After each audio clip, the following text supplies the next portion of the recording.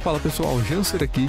No vídeo a gente vai estar falando aqui sobre um tratamento condicional nas nossas actions, né? Quando a gente dispara uma action, a gente vai estar fazendo um tratamento condicional usando aqui, né, os nossos tanques, graças à implementação que o Redux Toolkit já tem, né? Já é feita essa implementação dos tanques aí no nosso Redux Toolkit. Então eu tenho um exemplo aqui na aplicação, né, que a nossa aplicação novamente é um contador, né, bem simples, isso que eu já mostrei várias vezes, mas aqui eu tenho um botão if odd e nesse botão eu só realizo a operação se o valor atual do contador for ímpar, né? Então é um tratamento condicional, e esse tratamento condicional, se a gente vem aqui no nosso index, na nossa tela, se eu venho aqui no botão, esse botão aqui, if odd, o que eu faço basicamente é dar um dispatch, passo uma action, né, um counter increment if odd e um valor, né?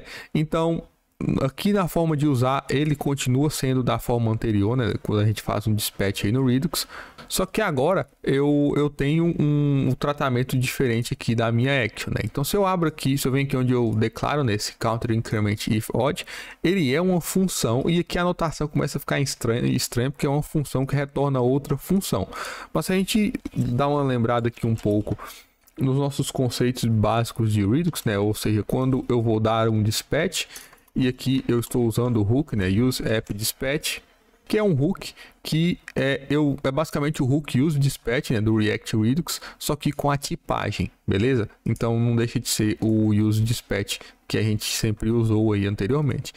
Mas no dispatch, o que acontece quando eu dou um dispatch, né, e passo um objeto para ele? Na verdade, quando eu dou um dispatch, tudo que eu passo aqui dentro da função, ele é usado para ser comparado, né, para ser analisado pela nossa função reducer, né? Então, por exemplo, se eu passo aqui um objeto com um type, com um string e um payload, né, no tratamento que a gente tinha de Redux, na verdade, com o tratamento de funções reducer, né, basicamente é assim, isso é meio que uma convenção, mas na função reducer a gente assume que a gente vai receber um tipo e um payload, e aí lá aquele exemplo que nós temos um switch operator e a gente analisa o action.type, se o tipo é de uma coisa eu realizo uma ação, se o tipo é de outra coisa eu realizo outra ação, enfim, aqui eu não vou ter um exemplo aqui nessa aplicação, mas novamente eu estou assumindo que você já tem aí um certo entendimento do Redux da forma antiga ou de função reducer, né? Não é nem de Redux,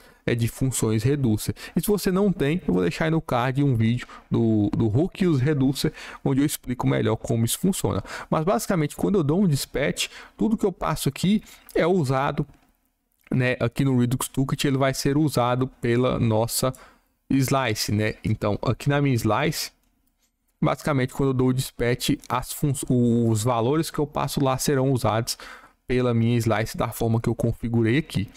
Então, nesse dispatch, né, como esse dispatch ele vai disparar uma ação para a nossa store, e a nossa store ela é uma store do Redux Toolkit, né? Se a gente abre aqui o nosso index.ts, a nossa store, eu uso aqui o configure store do Redux Toolkit, essa dispatch ela é um pouco diferente. Porque basicamente continua com essa ideia, né, de tudo que eu passo aqui vai ser usado pela slice, né, no caso aqui é a slice, só que agora eu posso passar funções.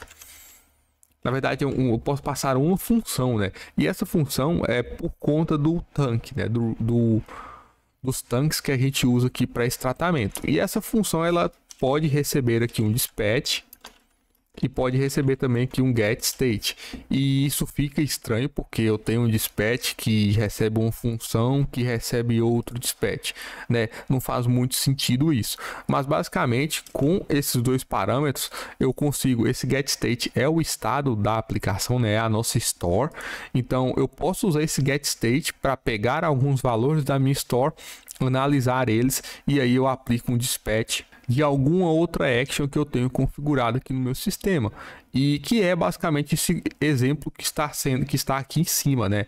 Porque eu tenho essa função counter increment if odd, ela é uma função que vai retornar esse exato parâmetro que eu estou passando aqui nesse meu dispatch. Então, quando eu uso esse counter increment if odd aqui na minha aplicação, né, e passa um parâmetro, o que ele vai fazer é basicamente executar essa função externa e e retornar essa função interna, que vai ser usada aqui no meu dispatch. Então é basicamente o que eu estou mostrando para vocês aqui de exemplo, né? Só que foi agrupada aqui em uma outra função, em uma variável, que vai ser usada em diferentes partes do sistema.